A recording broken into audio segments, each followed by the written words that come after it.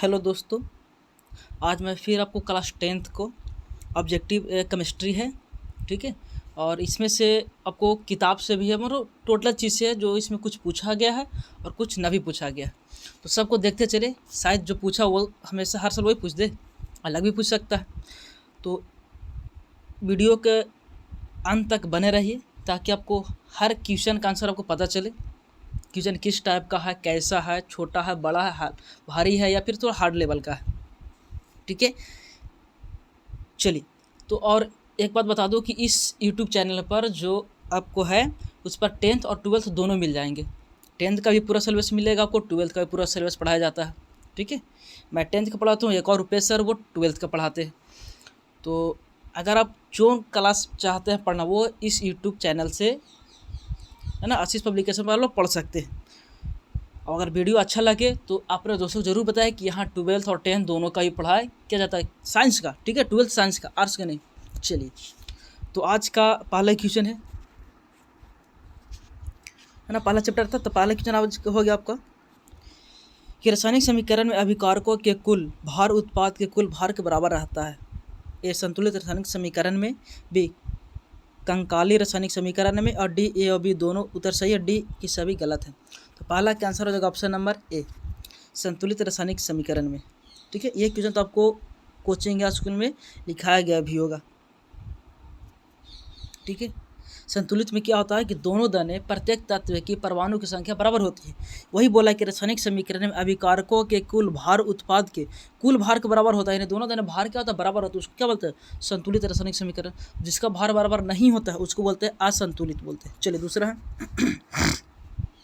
रासायनिक समीकरण को उपयोगी बनाने के लिए निम्न में कौन उपयुक्त नहीं है। भौतिक अवस्था, उसमें को दर्शाना, अवक्षेप को दर्शाना, कि सूत्रों को मातृभाषा में लिखना। तो दूसरा का आंसर हो जाएगा ऑप्शन नंबर डी, सूत्रों को मातृभाषा में लिखना। चलिए, तीसरा है निम्न में कौन सी सूचना रासायनिक समीकरण से प्राप्त नहीं होती। ए प्रतिक्रिया के रंग, बी प्रतिफलों के मोलों का अनुपात, सी अभिकारकों के सूत्र, डी अभिकारकों में उपस्थित परमाणु। तो तीन का आंसर हो जाएगा ऑप्शन नंबर ए, प्रतिक्रिया के रंग। चलिए, 4 है ऐसा समीकरण जिसमें तीर के चिन्ह के दोनों ओर तत्व के प्रत्येक परमाणु की संख्या समान नहीं हो, उसे क्या कहते हैं। अभी हमने बताया कि जिसको दोनों ओर अगर प्रत्येक परमाणुओं की संख्या बराबर हो उसको संतुलित बोलेंगे, और अगर प्रत्येक परमाणु की संख्या बराबर नहीं है तो उसको बोलते हैं असंतुलित बोलेंगे। 4 का आंसर क्या हो जाएगा ऑप्शन नंबर बी, ठीक है, असंतुलित रासायनिक समीकरण इसको बोलते हैं। चलिए, 5वां है निम्न कौन सा समीकरण संतुलित है, यानी दोनों दाने देखना है। तो देखिए, पहला में तो गलत हो गया कि हाइड्रोजन 2 उधर हाइड्रोजन 1 हुए हैं। देखिए, ये जो हाइड्रोजन 2 है, यहाँ पे हाइड्रोजन क्या, हाइड्रोजन में 2 आगे नहीं लगा हुआ है। यहाँ पे देखिए हाइड्रोजन 2 है और क्लोरीन 2 है। ये 2 हाइड्रोजन 2 क्लोरीन है, बाकी बात कुछ नहीं है। इसमें से 4 हाइड्रोजन हो गया, 2 और 2 2H2 का मतलब हो गया 2 दूनी की 4 हाइड्रोजन हो गया, लेकिन इसमें नहीं है। तो इसका आंसर क्या हो जाएगा ऑप्शन नंबर बी सही हो जाएगा। ये क्या है, संतुलित है, यानी दोनों दोनों बराबर है। 2 हाइड्रोजन है, 2 क्लोरीन है, दूसरे 2 हाइड्रोजन क्लोरीन है। चलिए, छठा असंतुलित इसमें बताना है, बाकी सब संतुलित होगा। तो छठा का बता दीजिए, वही देख के आपको बताना है कि कौन सी असंतुलित है, दोनों दाने परमाणु नहीं है। तो छठा की क्या हो जाएगा बी, ये असंतुलित क्यों है बताते हैं। देखिए, ये जो है आपको कैल्शियम क्या गो है, 3 दूना का 6 गो है, और इधर कैल्शियम भी क्या गो है, तो ये तो सही है ना, 6 गो है। पहला देखिए, पहला में ऑप्शन क्या है, ये क्लोरीन यहाँ 2 गो है, सॉरी पहला में क्लोरीन यहाँ क्या गो है 2 गो, यहाँ क्लोरीन क्या गो है 3 गो, इधर 2 इधर बराबर तो नहीं है। तो ये क्या होगा, ये गलत है, ये असंतुलित हो गया, ठीक है। चलिए, असंतुलित में होता है दोनों दिन बराबर नहीं होगा। और ये जो दूसरा में बता रहे हैं तो वो देखिए दोनों दिन बराबर था, ठीक है, वो संतुलित है। इसमें बोला कि संतुलित कौन है, तो छठा ए हो गया आंसर। 7वां 2Mg + O2 अगर मिल के बनता है तो क्या इसको बोलते हैं, ठीक है।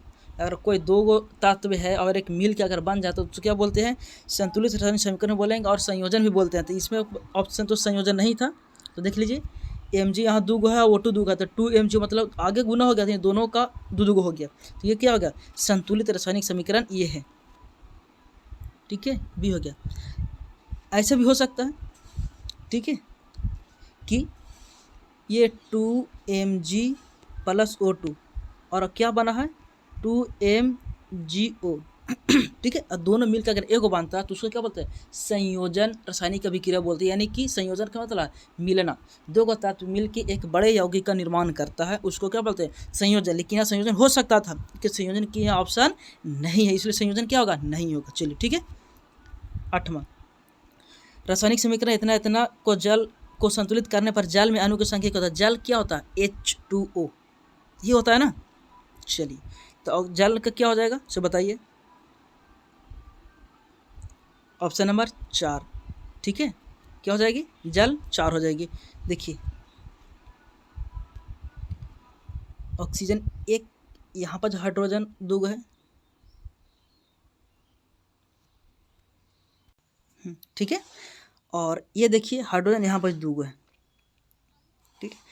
और हमें इसे क्या करना है, संतुलित करना है। संतुलित करेंगे तब ना पता चलेगा संतुलित है या नहीं है, पहले देख लेते हैं। देखिए इधर जो Fe है यानी कि लोहा, इधर एगो है, इधर क्या गो है, 3 गो है। इधर ऑक्सीजन 4 गो है और उधर ऑक्सीजन क्या गो है, ये एगो है। तो इसको बनाने के लिए सबसे पहले क्या करेंगे, आपको संतुलित करना होगा। तो ये जो फेरस है उसमें 3 से यहाँ पर गुना कर देंगे, 3 गो फेरस हो गया, लेकिन ऑक्सीजन वहाँ 4 गो है। तो इसमें क्या करेंगे, 2 से गुना करेंगे यहाँ पर, तब ना होगा। 4 गो हाइड्रोजन और ऑक्सीजन 4 गो। अब यहाँ रहा कि ऑक्सीजन जो H हो गया वो 4 हो गया, तो यहाँ फिर 2 से गुना करेंगे, ये होगा संतुलित। तो अब बताना इसमें कि जो जल है उसमें अणुओं की संख्या कितनी होगी। तो जल क्या हो गया, देखिए ये टोटल आपको क्या हो गया, जल हो गया। तो क्या हो गया टोटल, 2 दूनी की 4 जल होता है, H2O का फॉर्मूला था। 4 आंसर क्या हो जाएगा, इसका आंसर हो जाएगा ऑप्शन नंबर बी, सही हो गया। ठीक है। चलिए 9वां है, किसी रासायनिक अभिक्रिया में परमाणुओं के आपसी आबांध में किन परिवर्तनों के आधार पर नए पदार्थ का निर्माण होता है। आबांध के टूटने से, नहीं टूटने से तो बिखर जाएंगे, बोल रहा है कि नए पदार्थ का निर्माण होता है आबांध के जुड़ने से। सही जवाब। तो 9 का बी क्या हो जाएगा, सही जवाब। चलिए नए पदार्थ का निर्माण मतलब टूटने से भी नया पदार्थ होगा और जुड़ने से भी नया पदार्थ होता है ना। तो 9 की क्या हो जाएगा, सी हो जाएगा। टूटेगा तो भी नया पदार्थ बनेगा और जुटेगा तो भी नया पदार्थ बनेगा। चलिए 10 है, रासायनिक समीकरण अभिक्रिया का संक्षिप्त रूप है, सांकेतिक निरूपण है, पूर्ण रूप है कि इनमें से कोई नहीं। तो 10 का आंसर जो ऑप्शन नंबर ए, संक्षिप्त रूप है। 11, द्रव्यमान के संरक्षण के सिद्धांत के अनुसार क्या होगा। ऑप्शन नंबर पढ़ लीजिए। तो 11 का बता दे आंसर क्या हो जाएगा, ऑप्शन नंबर डी, ये सभी हो जाएंगे। ठीक है। अब लोग क्वेश्चन जो सभी रहते हैं उसको तीनों का आंसर याद करिए और पढ़ लीजिए। 12 है, जब किसी अभिक्रिया के समय किसी पदार्थ में ऑक्सीजन की वृद्धि होती है तो निम्नलिखित में से क्या कहा जाता है। ऑक्सीजन मतलब बढ़ता है तो क्या कहेंगे, उपचयन, अपचयन या संक्षारण। तो 12 का आंसर होगा ऑप्शन नंबर ए, उपचयन। 13 है, ग्लूकोज का रासायनिक सूत्र क्या है। ये देखिए 2 बार क्वेश्चन पूछा गया। ठीक है। तो ग्लूकोज का जानते हैं C6H12O6 होता है। ठीक है। चलिए ग्लूकोज का क्या होगा, ये होता है सी वाला। अच्छा ग्लूकोज है तो चीनी का क्या होता है, चीनी का सेम टू सेम है, तो C12H22 और O11 होता है। ये चीनी का सूत्र होता है, किसका होता है, चीनी का। ठीक है, ये चीनी का होता है। और ये ग्लूकोज का होता है C6H12O6। चलिए 14, रासायनिक अभिक्रिया में भाग लेने वाले पदार्थ को कहा जाता है अभिकारक उत्पाद। ये तो आप लोग पढ़े होंगे। 14 की हो जाएगा अभिकारक, क्योंकि ये पहला चैप्टर का ही है। सबसे पहला क्वेश्चन यही लिखा जाता है कोचिंग का स्कूल। चलिए आगे, निम्नलिखित में कौन अभिक्रिया का लक्षण नहीं है। रंग परिवर्तन, गैसों का निकलना, अपक्षेप का बनना या अभिकारकों का तापक्रम स्थिर रहना। तो 15 का आंसर होगा ऑप्शन नंबर डी। अगर स्थिर रहेगा तो क्या अभिक्रिया होगा, चाहे तो ठंडा हो, गर्म हो, विस्फोट हो, कुछ भी होगा तभी तो अभिक्रिया होगा। यह लक्षण इसका नहीं था। बाकी लक्षण तीनों है, कलर भी चेंज हो सकता है, अपक्षेप बनेगा मतलब फेन बनेगा, गैस भी निकलेगा। चलिए 16 है, Fe2O3 + 2Al और बन के ऐसा हो जाता है। ठीक है। तो ऊपर दी गई अभिक्रिया किस प्रकार की है। तो देखो सबसे ऐसा क्या करेंगे कि इसमें देखिए Fe2O3 है और यहाँ इसमें से टूट के क्या होगा, Fe अलग हो गया। ठीक है। और इसमें Al है, देखो इसमें जो है इसमें गया और ये वाला इसमें पहुँच गया। ठीक है। तो इसको क्या बोलेंगे, इसको बोलते हैं विस्थापन अभिक्रिया।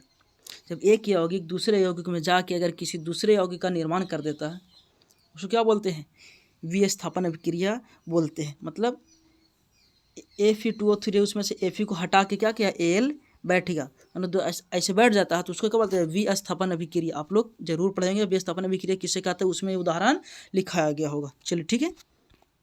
17, प्राकृतिक गैस का दहन किस प्रकार का रासायनिक अभिक्रिया है। संयोजन, अपघटन, ऊष्मक्षेपी या विघटन।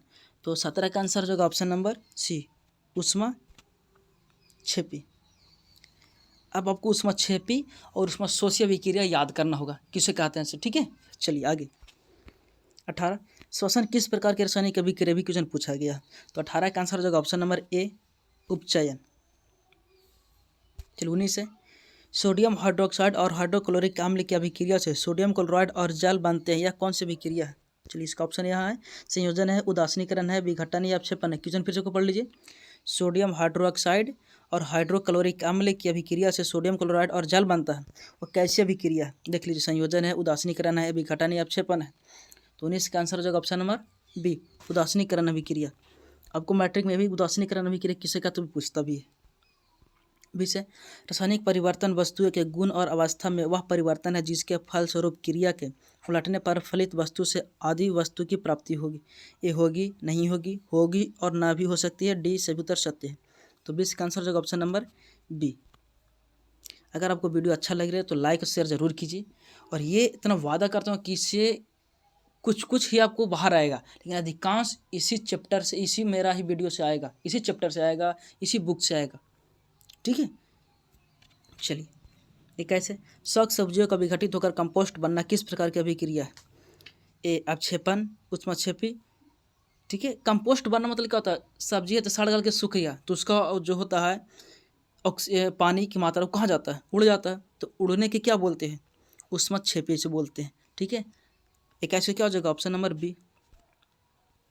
बताए थे ना ऊष्मशोषी ऊष्मक्षेपी अभिक्रिया याद करना पड़ेगा। आगे देखिए, आगे अब ये देखिए कैसा है, हम बताए थे क्या, यहाँ अगर ई वाला रहता ये साइड और ये वाला रहता ये साइड, मतलब दो गो मिल के एगो बन रहा है।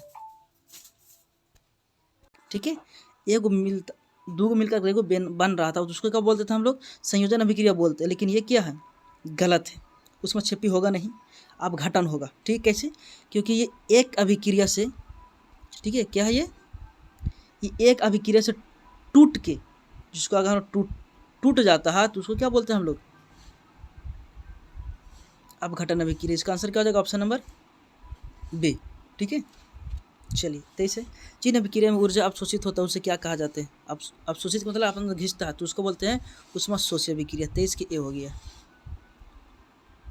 24 है, देखिए ये भी आपको बताना है कि संयोजन है कि विस्थापन है कि द्विपस्थापन है। ये तो विस्थापन ही होगा। ऐसे देख लीजिए, बताए थे कि एफ है और CuSO4 है। देखिए एफ में Cu कब कर दिया, Cu किस कहाँ चल गया, वो विस्थापित होकर अलगे हो गया। ठीक है, ये तो विस्थापन हो गया।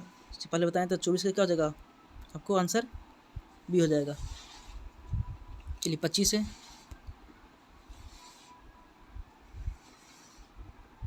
इस अभिक्रिया में BSO4 का श्वेत अपक्षेप बनता है। इस अभिक्रिया को कहते हैं अपक्षेप, मतलब बन रहा है तो उसको क्या बोलेंगे, अपक्षेपण अभिक्रिया ही बोलेंगे। ठीक है, चलिए आपको आंसर हो गया। 26 है, वे अभिक्रिया जिनमें अभिकारकों के बीच आयनों का आदान प्रदान होता है उन्हें क्या कहते हैं। ठीक है, 26 का क्या हो जाएगा ऑप्शन नंबर सी, द्विविस्थापन अभिक्रिया। अगर मान चले द्विविस्थापन अभिक्रिया आपको समझ में नहीं आ रहा है तो यूट्यूब पर सर्च कीजिए, गूगल पर सर्च कीजिए, गुरु जी से पूछिए कि सर द्विविस्थापन अभिक्रिया क्या है, कैसे समझेंगे, वो डिटेल बता देंगे। ठीक है, नहीं तो फिर मैं इसको सब्जेक्ट लेकर जरूर आऊँगा। ठीक है, चलिए 27 है, निम्न में कौन अभिक्रिया के लक्षण है, अभी बताए थे हम। तो 27 क्या हो जाएगा डी, इनमें सभी। अभिक्रिया होगा तो कुछ ना कुछ जरूर बनेगा, प्रकाश भी निकलेगा, ताप भी उत्सर्जन होगा, अभिकारक के रूप में परिवर्तन भी होगा, सभी हो जाएगा। 28 है, वे अभिक्रिया जो दोनों दिशाओं में अग्रसर होती क्या कही जाती है। तो 28 का आंसर जो ऑप्शन नंबर बी, उत्क्रमणीय। वैसी रासायनिक अभिक्रिया जो एक ही दिशा में अग्रसर होती है उसे क्या कहा जाता है। तो क्या हो जाएगा अनुत्क्रमणीय कहेंगे इसको। ठीक है, 29 के ए हो जाएगा। चलिए 30 है, 2HI और ये टूट गया, टूट के H2+L2 है, तो ये कैसा अभिक्रिया होगा। टूटने को हम लोग क्या बोलते हैं, वियोजन कहते हैं। क्या कहते हैं, वियोजन अभिक्रिया बोलते हैं। चलिए अच्छा, एक सेकंड, सही वियोजन नहीं होगा, ये वियोजन क्या है, गलत है। इसमें परावैज्ञानिक किरण दिया, ध्यान से देखिएगा। तो यह अभिक्रिया क्या सूचित करता है, इसे प्रकाशिक अपघटक होगा। क्या हो जाएगा, ये प्रकाशिक अपघटक को सूचित करता है, ठीक है, क्योंकि पराबैंगनी किरण है। वैसे एक अभिक्रिया को जो प्रकाश के अवशोषण द्वारा घटित होती क्या कहते हैं? तो 31 का आंसर होगा ऑप्शन नंबर ए, प्रकाश रासायनिक अभिक्रिया। सिंपल से जो क्वेश्चन में इसका आंसर है। चलिए 32 है, श्वसन किस प्रकार की अभिक्रिया है? श्वसन मतलब सांस लेते हैं, वो कैसे प्रक्रिया है? तो 32 क्या होगा? ऊष्माक्षेपी, ठीक है। 32 को 33 क्वेश्चन नहीं है। चलिए टाइप होने में या अति करने में गलत हो गया होगा। 34 है, जिस अभिक्रिया में अवक्षेप का निर्माण होता है उस अभिक्रिया को क्या कहा जाता है? तो 34 का आंसर होगा ऑप्शन नंबर बी, अवक्षेपण अभिक्रिया। ये भी आपको क्वेश्चन से ही क्वेश्चन एक बार पढ़ लीजिए और आंसर तो ऐसे याद आप मार सकते हैं। चलिए 35 निम्न में कौन रेडॉक्स अभिक्रिया? ये बहुत वीवीआई क्वेश्चन है, ठीक है, क्योंकि ये क्वेश्चन आपको मैट्रिक में पूछा गया है, ठीक है। रेडॉक्स अभिक्रिया कौन है? तो 35 का आंसर है ऑप्शन नंबर ए, ठीक है। क्या है? ए। यही एक है जो पूछा गया, और इसमें ये मत सोचेगा रेडॉक्स अभिक्रिया कौन होगा, नहीं होगा सिर्फ, ठीक है। तो रेडॉक्स अभिक्रिया जो क्या होता है उसको हम उपचयन भी बोलते हैं, ठीक है। इसमें क्या होता है ना कि हाइड्रोजन से संयोग करना होता है, ठीक है। चलिए हाइड्रोजन मतलब H क्या होगा? मिल के बन गया, ठीक है। देखिए सॉरी यहाँ पर हाइड्रोजन मिल के बन गया ना, उसको बोलते हैं संयोग करना, तो रेडॉक्स अभिक्रिया कहलाएगा। आगे ये देखिए ये कैसा, इसमें कोई पराबैंगनी किरण नहीं है, तो सिंपल से आप लोग बता सकते हैं कि दोनों मिल के एक क्या होगा? तत्व का निर्माण करते हैं। किस प्रकार की अभिक्रिया है? तो 36 के बोलते हैं डी, संयोजन अभिक्रिया, ठीक है, मिल गया। 37 से चूना पत्थर को उसमें देने पर CaO और CO2 प्राप्त होता है, इस अभिक्रिया को कहते हैं। तो 37 का आंसर होगा ऑप्शन नंबर सी, वियोजन अभिक्रिया, मतलब टूट जाता है, ठीक है। चूना पत्थर का आपको फार्मूला याद करना होगा, चूना पत्थर का फार्मूला क्या होता है, ठीक है। चलिए 38 से CaCO3 देखिए यही तो आ गया आपको। उपयुक्त अभिक्रिया किस प्रकार की है? अभी सेम टू सेम यही क्वेश्चन था। देखिए CaO और CO2 प्राप्त होता है, यानी इसी तरह टूट गया तो उसको क्या बोलते हैं हम लोग? सिंपल सी, एक तत्व है टूट के दो को बन गया, उसको क्या बोलेंगे?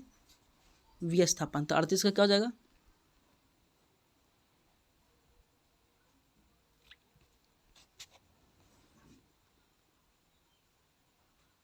ठीक है, तो ये इसका जो आंसर हो जाएगा, यहाँ पर आंसर में एक दिया है लेकिन इसका आंसर क्या हो जाएगा? 2 हो जाएंगे, ठीक है। एक विस्थापन कहाँ से होगा? इसका हो जाएगा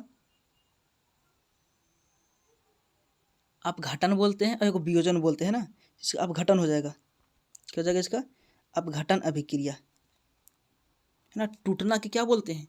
टूट रहा उसको अपघटन या वियोजन अभिक्रिया बोलते हैं, ठीक है। चलिए 39 निम्न में ऊष्माक्षेपी अभिक्रिया कौन है जिसमें ऊष्मा क्या होता है? निकलता है। चलिए तो 39 का आंसर हो जाएगा ऑप्शन नंबर ए, ठीक है। प्लस ऊष्मा मतलब उसमें इसमें क्या कर रहा है? निकल रहा है। 40 है, नीचे दी गई अभिक्रिया के संबंध में कौन सा कथन सत्य है? शीशा उपचारित हो रहा है। शीशा का मतलब, शीशा का क्या होता है? Pb, ये जो Pb लिखा हुआ उसका मतलब शीशा होता है। कार्बन डाइऑक्साइड अपचयित हो रहा है, कार्बन डाइऑक्साइड क्या होता है? CO2। कार्बन उपचयित हो रहा है या लेड ऑक्साइड उपचयित हो रहा है। लेड का मतलब वही Pb होता है, ठीक है। चलिए तो 40 का आंसर हो जाएगा option number B, carbon oxide उपचयित हो रहा है। यह भी क्वेश्चन क्या है आपको? सॉरी सर, इसका ऑप्शन बताना है ना, इसका क्या हो जाएगा? बी हो जाएगा। और बी देखिए यहाँ पर है क्या? बी यहाँ पर है, मतलब दूसरा और चौथा, ठीक है। चलिए 41 है, निम्न में कौन सी अभिक्रिया के गुण युग में हमेशा साथ साथ होते हैं? तो 41 का आंसर हो जाएगा ऑप्शन नंबर बी, ऑक्सीकरण और अपकरण दोनों के जो क्या होते हैं? युग में हमेशा साथ साथ होते हैं। 42 है, कौन सी अभिक्रिया उत्क्रमणीय है? तो 42 का आंसर हो जाएगा ऑप्शन नंबर ए, पहला वाला ही क्या है? उत्क्रमणीय। उत्क्रमणीय मतलब दोनों दोनों जो बताए थे ना, एगो उत्क्रमणीय एगो अनु उत्क्रमणीय। उत्क्रमणीय किसे कहते हैं, अनु उत्क्रमणीय किसे कहते हैं, आपको याद होनी चाहिए। 43 है, वो लास्ट क्वेश्चन है, लौह चूर्ण पर तनु हाइड्रोक्लोरिक अम्ल डालने से क्या होता है? सही उत्तर पर निशान लगाएं, ठीक है। तो 43 का क्या हो जाएगा आंसर? ऑप्शन नंबर ए हो जाएगा, ठीक है। हाइड्रोजन गैस एवं आयरन क्लोराइड बनता है।